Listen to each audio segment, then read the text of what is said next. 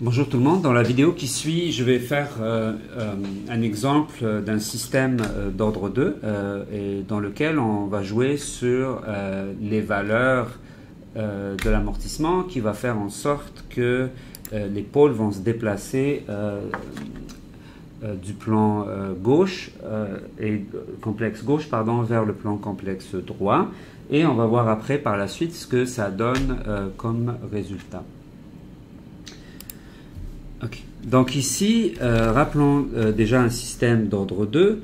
Un système d'ordre 2 a la forme suivante, la forme standard ou canonique, oméga n carré, s carré, donc c'est un ordre 2, plus 2 zeta oméga n s, plus oméga n carré. Et si un système vous est donné sous une autre forme, donc qui ne respecte pas exactement cette forme-là, où il n'y a rien devant le S, vous avez le oméga n carré ici, ben, vous pouvez manipuler l'équation, puis vous allez vous retrouver bien sûr avec un gain K ici qui va se rajouter. Okay. Là, supposons qu'on a la forme standard, ok. Ce qui arrive ici, c'est que vos pôles P12, P12, donc c'est deux pôles, ils vont se placer sur le plan complexe. Et vos pôles, ou bien ils vont être à droite, et donc à ce moment-là, ce sont deux pôles complexes imaginaires. Okay. Donc ils ont une partie réelle négative ou une partie une partie imaginaire positive négative et une partie réelle positive. Ou il peut être quelque part à droite, par exemple, pour avoir deux pôles réels mais qui sont positifs. Ça serait un système d'équation qui serait S-2 fois S-3. N'est-ce pas? Vous allez avoir des pôles à plus 2 et plus 3, donc ça serait ce cas-là. Ou S plus 3 au carré. Donc vous allez avoir deux pôles, l'un sur l'autre à plus 3, qui sont tous les deux instables.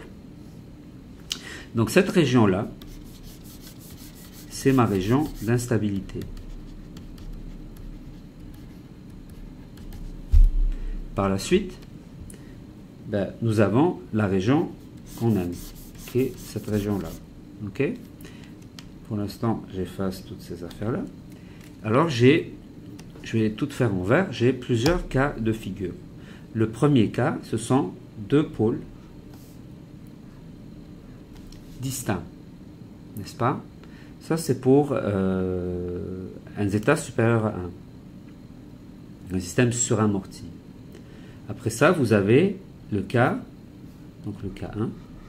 Vous avez le cas où il y a deux pôles, mais l'un sur l'autre. Donc ça, c'est zeta égale 1, parce que la partie racine de zeta carré moins 1 devient 0. Okay, parce que lui, c'est zeta supérieur à 1.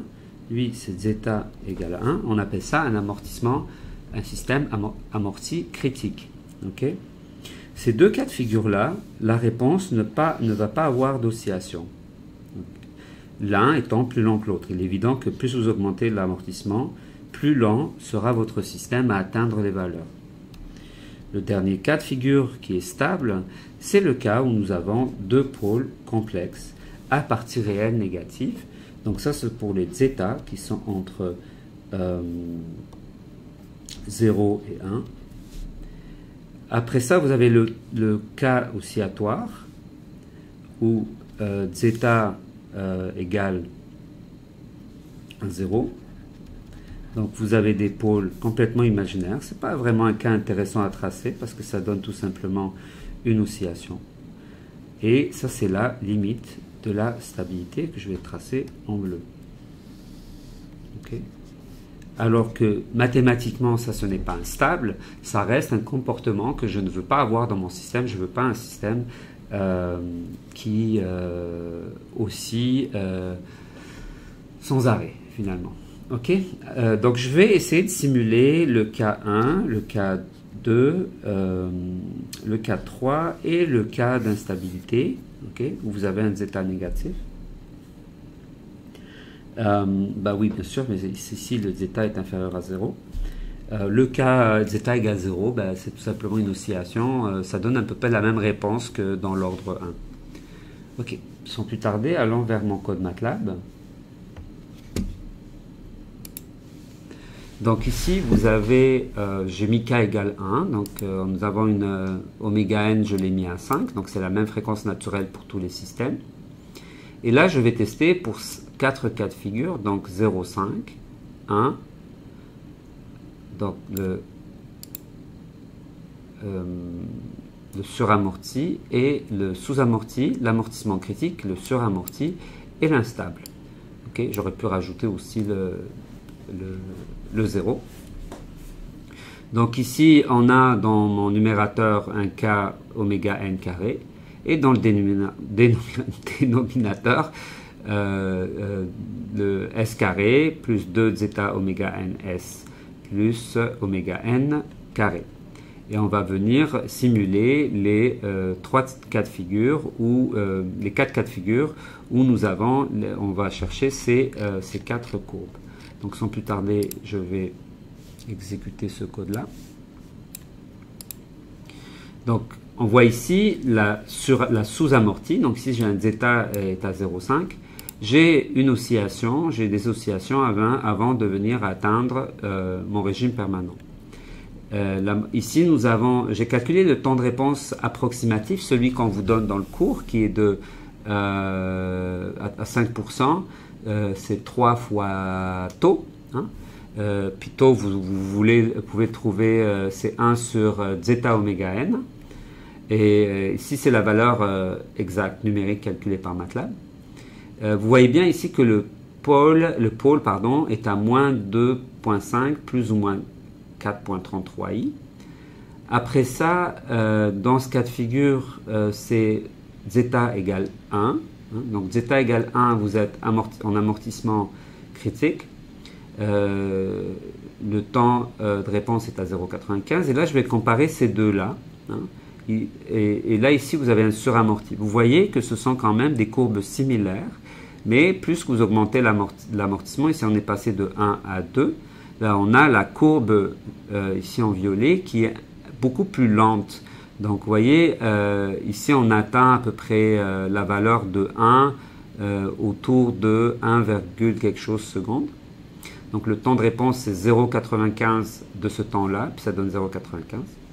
Mais ici, le temps d'arriver à la valeur de 1, on est quasiment à 3 secondes. Donc, en fait, c'est le temps entre, je pense, 10 et 90%. Je ne me rappelle plus c'est quoi la règle.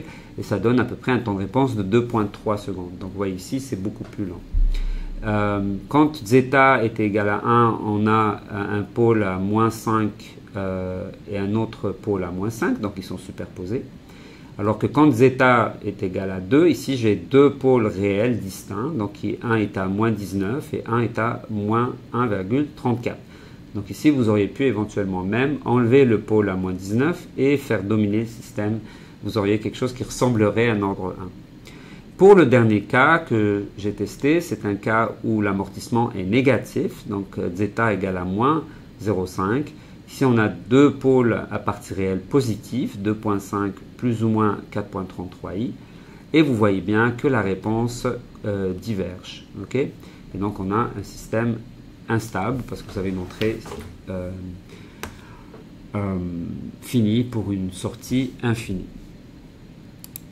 Donc, cet exemple-là, il vous montre un peu les quatre cas de figure sans montrer le cas de figure de la limite de la stabilité. Et ça vous montre aussi l'influence de la position des pôles qui sont en fonction, bien sûr, de votre amortissement et de la valeur de l'amortissement. Et comment vous pouvez vous retrouver dans un bloc du plan S et l'influence que ça a sur la réponse. Merci beaucoup.